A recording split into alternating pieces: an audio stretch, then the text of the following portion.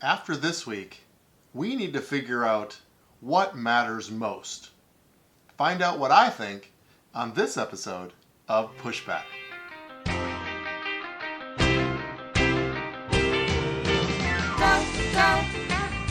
Go, Jonny, go, go. Go, Jonny, go, go. Go, Jonny, go, go. If you're concerned about the direction our culture is heading, then maybe it's time to push back.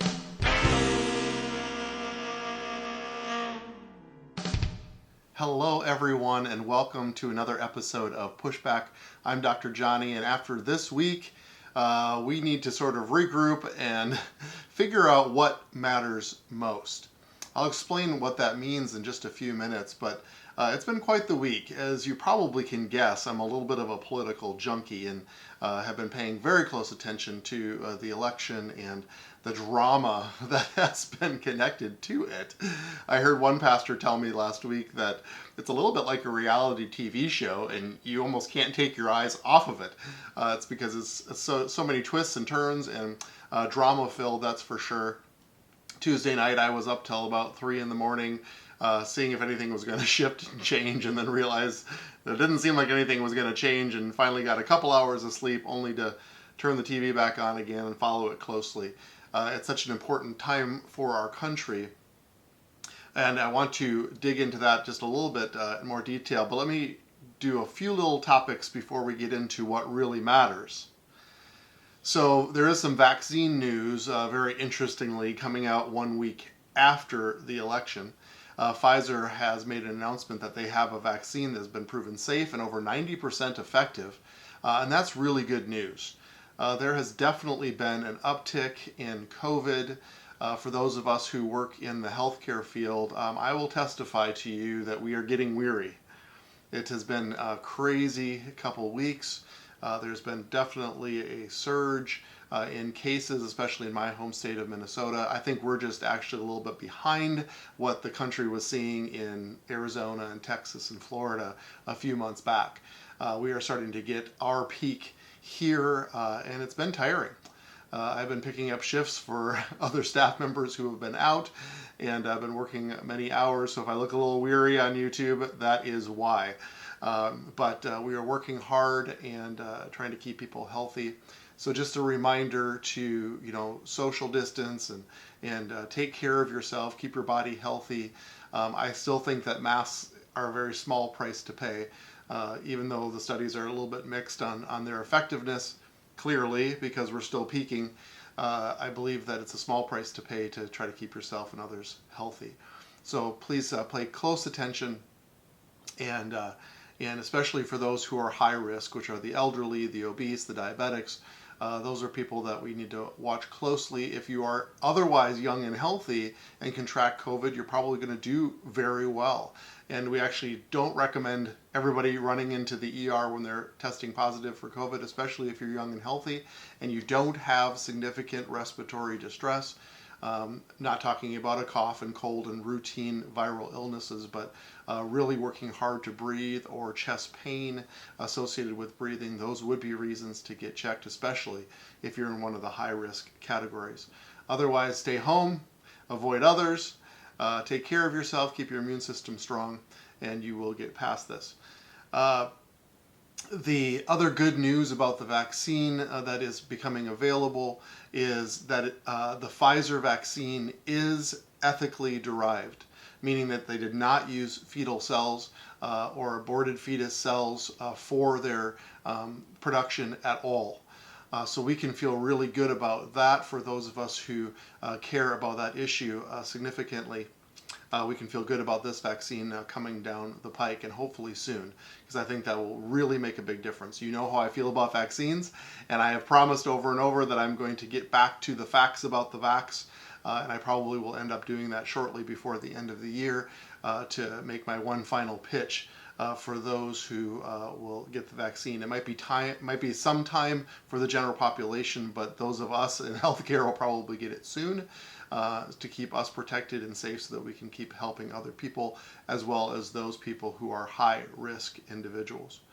Let's talk a little bit about the election. I obviously was following this extremely closely, and I am one of those who support checking every vote. I think this is too important. And you know, if we were in a courtroom and they were saying, "What is your evidence for voter fraud?" I can't say that I have that right at this moment, but we can look at a pattern of behavior. I think any good lawyer would do that when trying to make a case against somebody for fraud. There clearly has been voter suppression, especially in the realm of polls, which frustrates me to no end. These polls were so inaccurate once again. And if you were in Wisconsin and saw a poll that said that Biden was ahead by 15 points, and you had to wait in line in the cold for 4 hours, you might decide not to. And it only took a few thousand people to make that decision based on those polls to keep them away, and that's called voter suppression. And I think that was very unethical and very purposeful. Obviously, big tech censorship. I have a podcast on that. That was obviously very purposeful. Obviously, the media, Trump calls it fake news, but I call it selective reporting.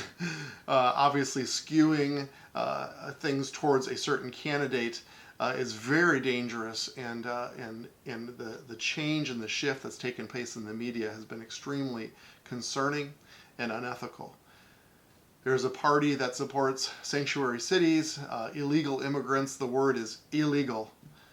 And so if there's a willingness to bend the rules or even break the law for a greater good, there is a pattern of behavior that makes you wonder about what happened on election night. That's all I can say.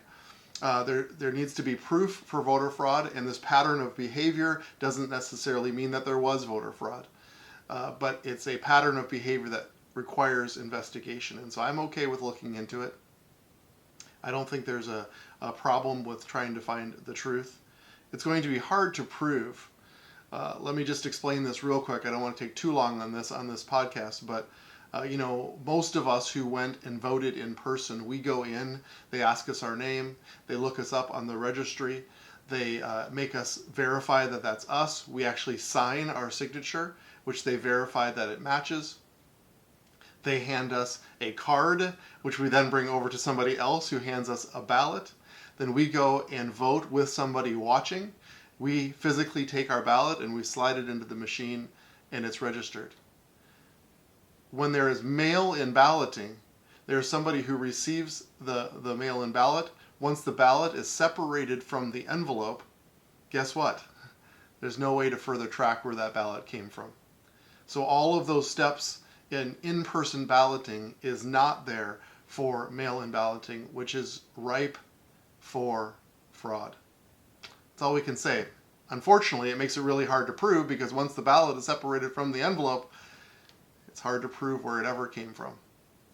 So the system wasn't perfect. The system was ripe for shenanigans, as President Trump referred to it as, and I think it just needs to be investigated.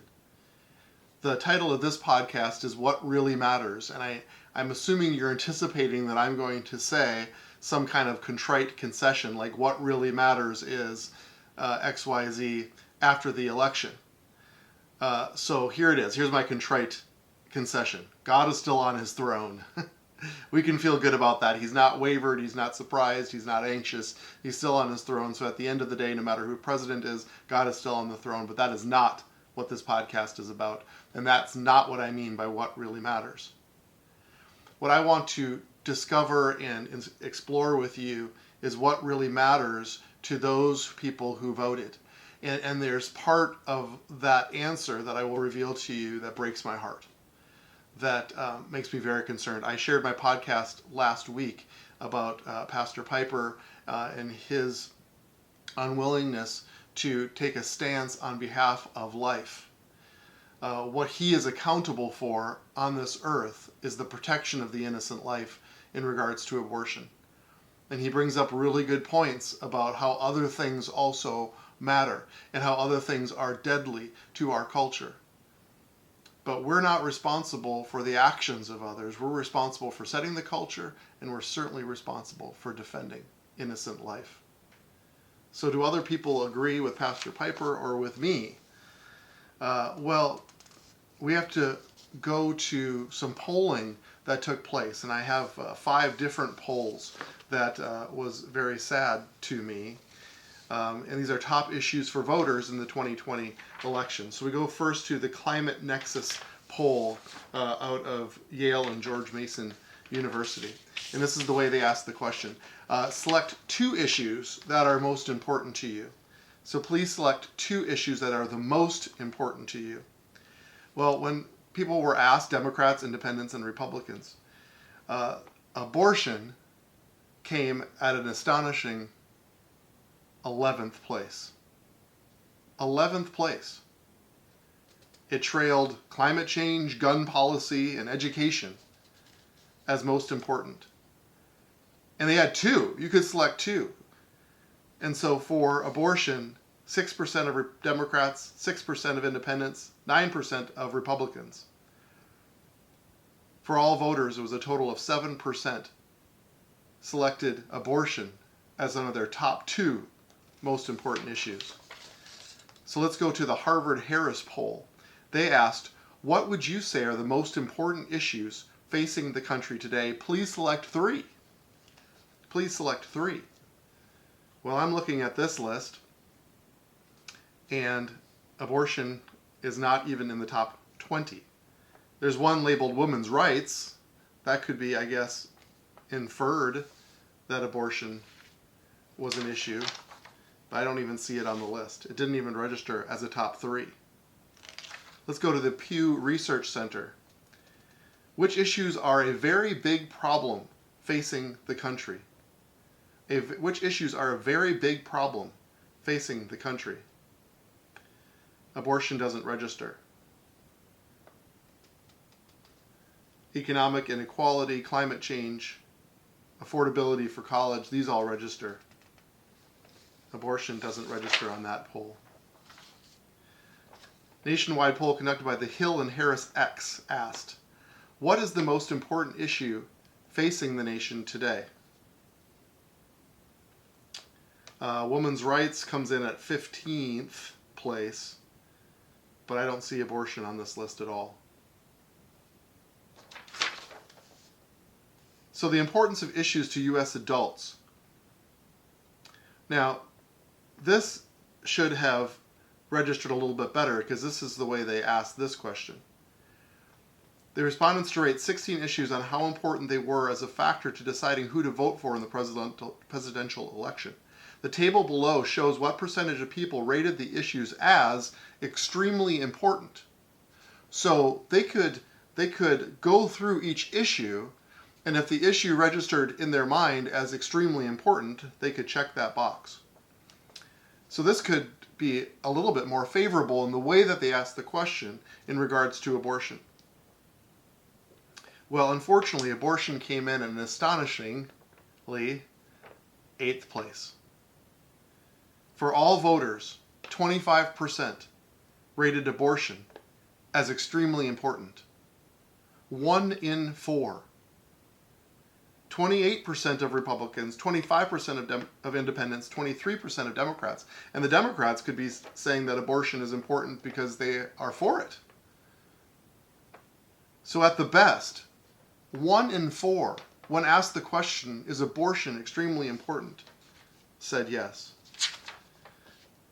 Perhaps the most revealing, a spring poll from Gallup found that 1 in 4 Americans, particularly voters who oppose abortion rights, see abortion as a sort of personal litmus test. Fully 30% of people who consider themselves pro-life say they would only vote for a candidate who shares that view. Only 30% feel so strongly about abortion that they would only vote for a candidate that shared that view. It floors me, and I feel like culturally, because this is what this podcast is about, culturally we can take issues, important issues, such as economy, taxes. I guess you could consider global warming as important. You can put all of these issues in a box, or infanticide. You could put these next to each other and still select categories from column number 1. Education, income equality. These are all registering more important as killing our babies, as infanticide. If our culture does not strongly see this as the most important issue, then this, my friends, is on us, because we set the culture. So this is highly concerning to me. And I believe that the electorate broke in those directions because these things began to matter so much less. So often I have talked about common versus normal in my podcast, and I am so concerned that abortion has become so common that we think that the killing of our own babies is normal. Even if something is common, does not make it normal. And we should be very concerned, those of us who feel like this is the number one issue, the most concerning issue, the biggest issue facing our generation today, that we have actually become so numb and dull to the issue that we'd actually consider it normal. I would love to just paint a picture for you in this podcast that if we could go back in time in a time machine, kind of a Back to the Future, hop in the DeLorean, go back to the mid-1800s. And during that period of time, we could do the polls like we just did, and we could list our most important issues. I guarantee that all of us here, 150 years later, would look back at that time, and I guarantee that the enslavement of the African people wouldn't be 11th on the list. Let's get real here, people. We would see that as the number one issue. We would vote in that direction, and we maybe would even grab arms and fight for the right of the Africans to be freed. But here we are, fast forward 150 years later, and we have the civil rights issue of our time, the killing of our own babies through the legalized abortion that has been present since 1973. In 3 years, it'll be 50 years of this practice that takes place right here under our nose. And it registers 11th, 15th, not at all. This has become a non-issue. This is on us, and we need to raise awareness so that in the minds and in the presence, the affect of people, that this is ever present. See, I get frustrated even with politicians. There have been 6 Republican presidents since 1973, all claiming to be pro-life, but nothing has changed. They'll talk about it for votes. Even you look at the evolution of some Democrats, such as Bill Clinton. He struggled early in his political career knowing what to propose as a Democrat in a deep South state. And so he came up with the term safe, legal, and rare. Do you recognize that saying? That was Bill Clinton. That abortion should be safe, legal, and rare. Why rare? It doesn't make any sense. If this is just a conglomeration of lifeless tissue, then it doesn't need to be rare. That doesn't make any sense. But they see it as unsavory. Nobody really wants to talk about this. It keeps getting swept under the carpet. And of course, safe, legal, and rare has now been abandoned by the Democratic platform completely. Even Joe Biden, our supposed president-elect, he has his own quote-unquote personal religious views towards abortion. But he has taken the Democratic platform that says we should not oppose those views on others. So he has a personal conviction, but he is unwilling to stand for that personal conviction. He was actually a staunch opponent of federal funding for abortions, for any abortions. Guess what? That has slipped away. There's political pressure from his party. And of course, politicians are moved actually by the position of their electorate. I get frustrated even when Trump and Pence are saying we stand for the right of citizens born and unborn. And we all cheer, but nothing changes. Nothing changes. We need to have those that actually stand up for the reversal of this procedure taking place every day in our country. This is what really matters. This is what should have mattered in this election, but clearly did not. However, there is one thing that has shifted during this last presidency, and this is significant. 3 Supreme Court justices in the past 3.5 years. 3 important Supreme Court justices. So my friends, the conditions are ripe for change. I believe Amy Coney Barrett, even though she publicly can only say so much, was a significant positional placement for the future and health of our country. But in order for this to happen, people need to be passionate. We need to stir up the passion. I'm concerned that things have gotten dulled and things have gotten distracted. I made that case last week, talking about even religious leaders. Where are the inner city pastors that will stand up for the right of human life? Where are the religious leaders? Where are the politicians who say one thing but don't seem to really do anything? We cannot and should not grow dull on this issue, and I refuse to. I see this podcast as a collection of ideas. You know that I've said this. This is my position, this is my opinion. And other people can have different positions and different opinions, and I will respect and I will honor that. But I would like to have a collection of ideas. I would like a response to these podcasts, especially about abortion. I said that my podcast, that's entitled When Does Life Begin, is the most important podcast that I have released, and I will continue to say that as long as I'm doing this podcast. If you haven't listened to it, please listen to it. If you agree with it, then please learn the language that is spoken in it so that you'll be able to articulate the most important thing in our society, which in my opinion is abortion. So do you think that this is, begin quote, extremely important, end quote? If you took these polls today, would you think that abortion is extremely important on your vote? Or would you put economic issues or climate issues or other issues in front of the killing of our own children? And if it is, then how do we make this issue the number one issue or concern? I have some ideas, and I will be excited to share some of these ideas going forward. And I'm going to use a template of one of my personal heroes, and his name is William Wilberforce. If you've never heard that name before, Google it. Get on Wikipedia and find out what he did for the culture of the world. He ended the slave trade in England, almost single-handedly, with a cohort of people that were alongside of him. But he was unrelenting. He never gave up.